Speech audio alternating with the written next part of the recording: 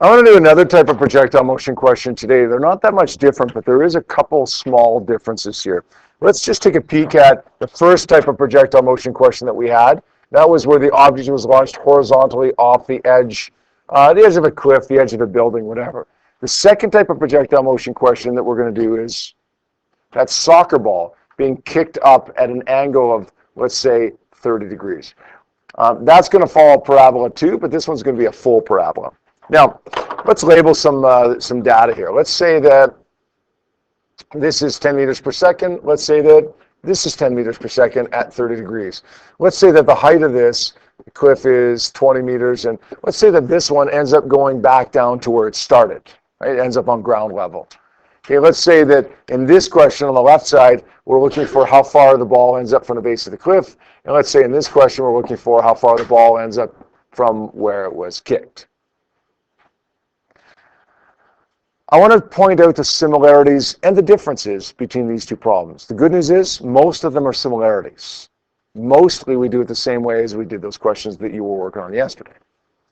We start off by saying v is equal to delta d over delta t for the x component. For both of them. For both sides. Told you question number 1 on your final exam is going to be a projectile motion question. It might be one that looks like this. It might be one that looks like this. But you're going to say v equals d over t no matter what. Similarly, for the y component, you're going to say d is equal to vit plus 1/2 at squared. No matter what. Whether it's the first question or the second question that you see on your final exam, and it is going to be one of them, we're going to start off by writing down these two equations.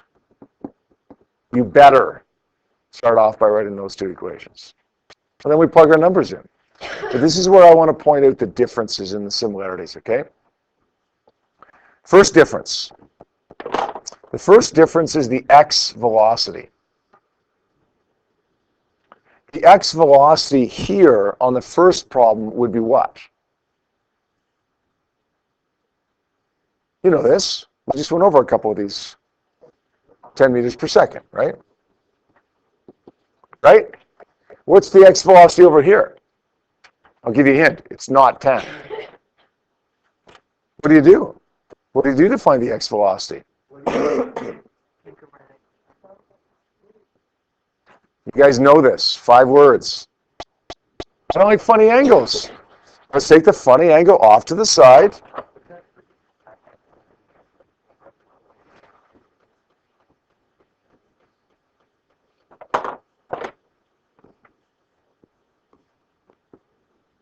Let's find the x component by using cosine. Cosine 30 degrees is equal to x adjacent over hypotenuse. X is equal to 8.6602. And the y component is found by the sine function. Sine 30 degrees is equal to y over 10. Y is equal to 5.0. Box that off. I mean, this question is different than those vector addition problems that we did, but listen, when we see a funny angle, this is what we do. Always. Okay. What's the x velocity now? Anybody tell me what it is? It's not 10. The 10 is dead to us, right? What is it? Lucas, what is it? What's the x component of that velocity? 8.6602, right? Does that make sense? Does that make sense, everyone? We had to find how much of it was x. In the last problem, the ones that we did yesterday, we knew how much of it was x right away. It's okay. The displacement, well, look, the number is going to be different depending upon the problem, right, for x and y, but the way we do it is the same. The time, same thing. The way we do it is the same, even though the value is going to be different. So we're not going to draw attention to those as being different. Next thing that's different, the vertical displacement. What's the vertical displacement in the first problem? No, almost. Negative 20. Yeah, negative 20 meters. What's the vertical displacement in the second problem? You know it. If you read between the lines, you know it, yeah? 0. Why is it 0? Yeah, starts on the ground and ends on the ground. Vertically, it ends up where it started, right? So that's the second difference here. The horizontal and vertical displacement. The number that we're given versus 0. And the third difference here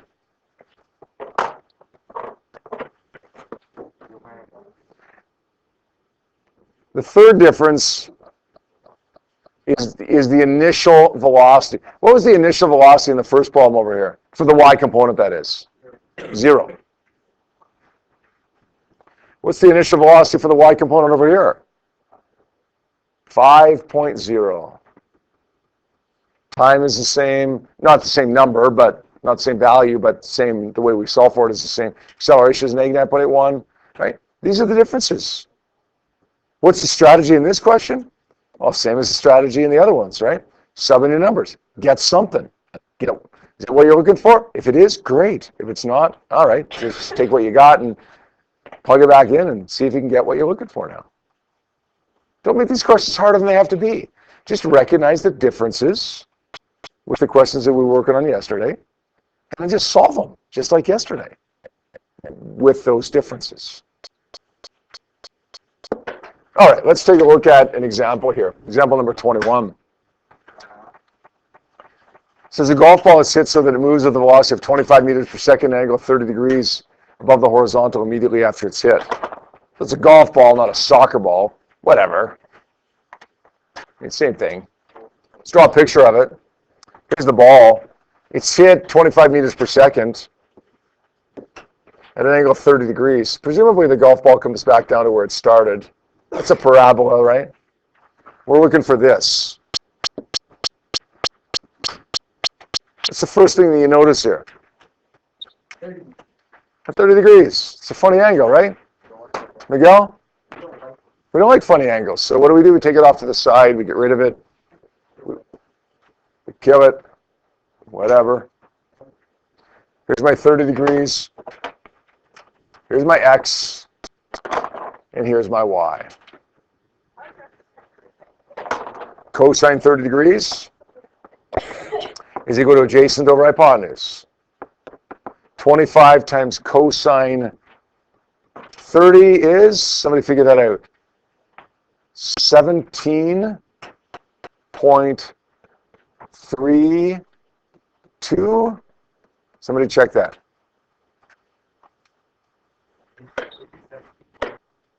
Wasn't even close. Marcus, what was it? 21.65063. Thank you. Much better than my value was. Now, for the y component, we're going to say sine 30 degrees is equal to y, opposite over hypotenuse. This one's easier, and I can do this one in my head. Get 12.5. Box it off, because no good reason other than that's what we do. And then we do our thing, our x and y components. What equation, Trent, do we use to describe the x component? Yep, my group A equation. Very good. And what equation do I use to describe my y component? John, what do I use to describe y?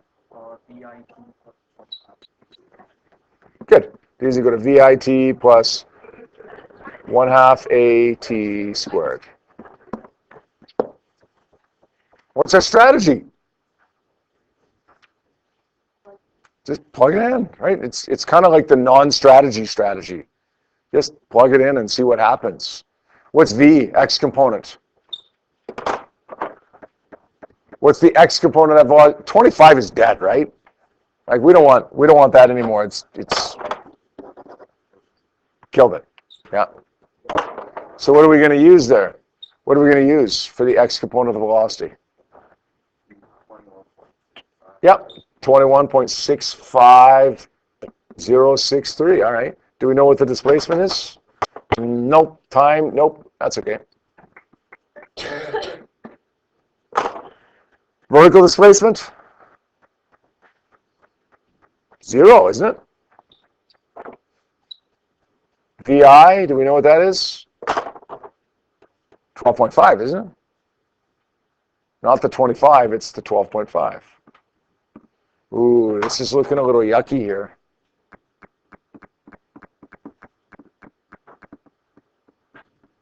Let's simplify it just a little bit. 0 is equal to 12.5 t. Subtract 4.905 t squared, because a half times 9.81 is 4.905. How do we solve for t there?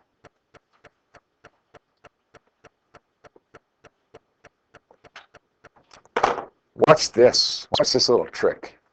It's not a trick. A trick kind of infers that we're doing something wrong, right? This is legitimate. Let's divide every term by t. Every term divided by t. What's 0 divided by t? 0. What's 12.5 t divided by t? 12.5. What's 4.905 t squared divided by t? T, right? T squared divided by t is t. Well, that looks better, doesn't it?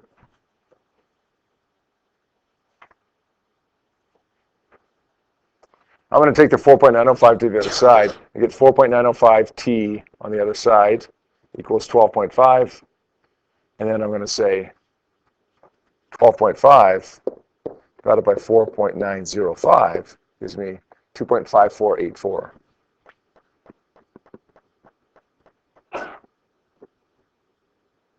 Which now I'll just plug back into here. Times it by 21.65.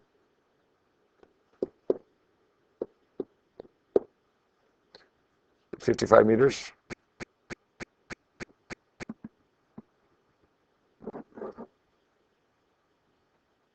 What's different about this question than those questions that you worked on yesterday? Not much. Right? The main difference is this stuff over here, right? This is different for sure. And like the way you rearrange to solve for t is a little trickier. But when it comes down to it, the only big difference is what's highlighted there, right? We've done that a million times. So if you understood what we did yesterday, and you understood what we did like the last couple of weeks, it should be okay.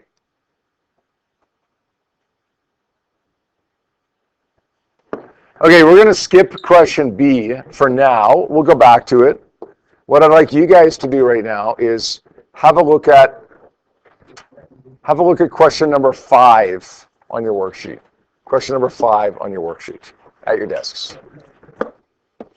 So we'll look at number 5 now. It says a ball is thrown at an angle of 30 degrees, 20 meters per second, lands at the same height it's released from. What's the time of flight? How far does the ball go? So we're going to say that this is a 30-degree angle right here with the ground, and it's released at 20 meters per second.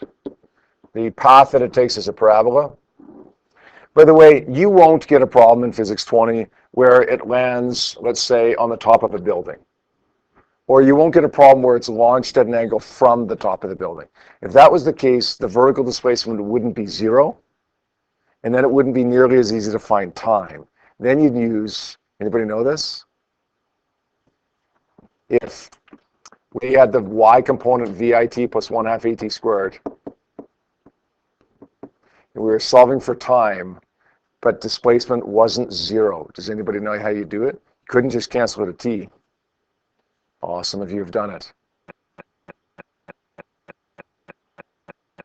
Negative b plus or minus square root of b squared minus 4ac over 2a.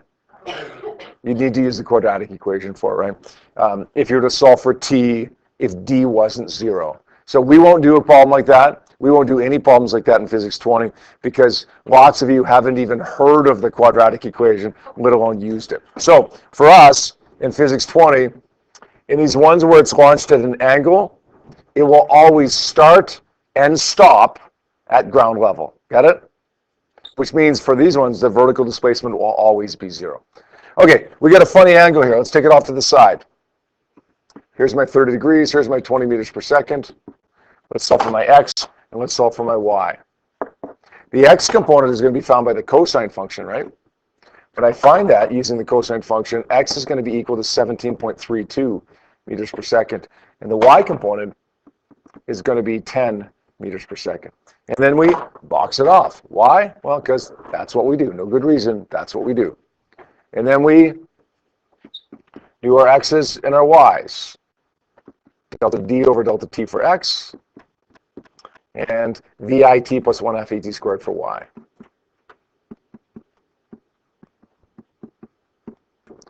What's v? What's the horizontal displacement? 35? What does it say? What's the horizontal velocity? What is it, Rochelle? 17.32. We don't know what the displacement is. We don't know what the time is. Okay, that's fine. Move over here. What's the displacement vertically? Yep. Sorry? The y displacement vertically. Yep. 0. What's the y velocity? 10 meters per second. Times time plus 1 half of neg 9.81 times time squared. This is the ugly one, right? We divided everything by time. 0 divided by time is 0. 10t divided by time is 10. Subtract 4.905. T squared divided by time is t. So we take that over to the other side. Let's go. Negative 4.905 t over to the other side becomes positive 4.905 t. What was t? 2.01 or something like that? Somebody have that? 2.03 seconds, which we sub into here. 17 times 2.03 gives me, what, 35 or something like that? Is it yeah, 2 digits, 35 meters. Good. Who plays soccer here? Yeah, okay, next time you're in the soccer field and you're thinking, I want to kick the soccer ball to that spot, I want you to take out your calculator, little notepad, start calculating how fast you need to kick the soccer ball at what angle you need to kick it. Got it? Okay? Nobody will make fun of you, I promise. Nobody will make fun of you for that. Yeah? After the third step on the y step. Yep. Right here? So right here, from this step to the next step, I left the 10 where it was, and I took this term over to the other side by adding, just to make everything positive. Okay. So I got positive 4.905 t equals 10, because this term went over to the left side, and the 10 stayed where it was. And then I said 10 divided by 4.9 equals t. We get rid of the 4.9 by dividing. That make sense? Okay, let me show you one more little thing. That's the last little bit of that example question B. What will be the maximum height of the golf ball? Anybody have a guess as to how we might do that? Nick had a good idea earlier on when I was talking to him about this. Nick, what did you say? Yeah, find the vertex. Plot the graph on your calculator and find the vertex. That works. Okay, I'm not a big fan of doing it that way, but that works. That's fine. Okay, if you were to do that though, you'd have to, like, I'd expect you to show something on your work, like where, just sketch it and say, this is what I saw on my calculator, just so I know you didn't notice it off of somebody else's paper, right? But that would be fine to do, absolutely. Okay, we'll do it a different way though. Anybody have another way? Yeah. Yeah, if you cut the time in half, that would work, right? Because when is it going to be at the maximum height? At half time. That would work. But that only works if it starts and stops at ground level, which all of our problems will, but down the road in university that won't happen, so you need another way now. Here's what I want to do. I'm going to analyze the y component, but I want to analyze the y component using this equation. Vf squared is equal to vi squared plus 280. It's valid, right? Because it's a group B problem. That's a group B equation. Now remember, we're only analyzing vertically. How fast is it moving vertically when it gets to the top at maximum height? And when it's going like this, right? Keeps moving horizontally. How fast is it moving vertically, though? 0. How fast is it moving at the beginning of the problem? What's my initial y velocity? 12.5, isn't it?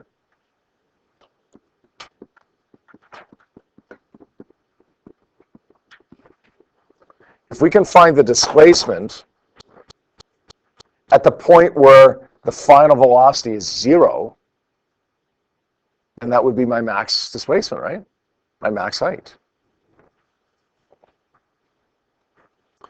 Let's take the 12.5 squared over by subtracting. 12.5 squared, by the way, I'm not sure what that is in the top of my head. 156.25. Let's take it over by subtracting.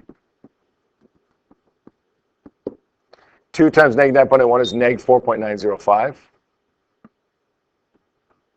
No, it isn't. What is it? That's a half of 9.81, isn't it? Negative 19.62. And then we're going to take the 19 over by dividing. 156, negative 156, divided by negative 19.62. What's the max height? 7.96.